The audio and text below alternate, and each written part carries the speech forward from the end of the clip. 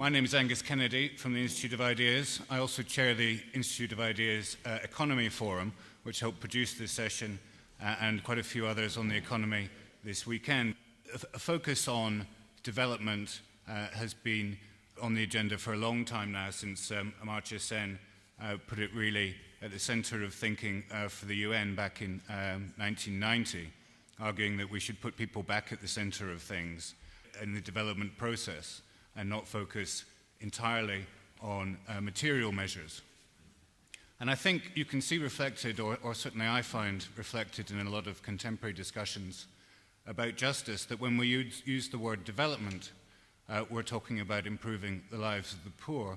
more than we are talking about building factories or nuclear power stations. Development seems to have that sense these days. And when we talk about prosperity, it's often with a sense of embarrassment about the word, that the existence of prosperity seems to be in the hands of few and shines a rather embarrassing light on the many who don't have it. And there's been a long discussion around those themes over the last 20 years, and it's part of what we want to explore today. And it's very much of the moment. Issues of justice and fairness and equality are being very much discussed in Britain in the context of the comprehensive spending review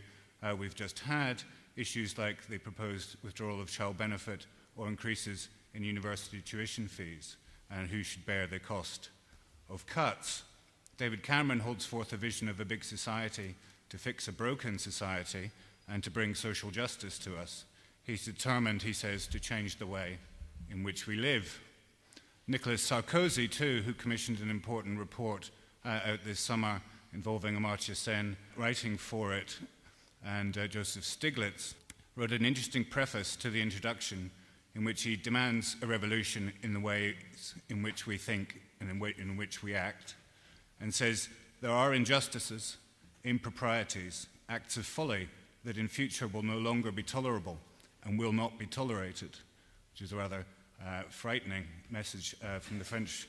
Prime Minister, if you like. But it does set out the reality of this debate and the importance that we have it today, whether we think that objective measures like GDP, statistics that are often decried as being arid, idealized model building, and the world of theory, on the one hand, can they help us understand justice,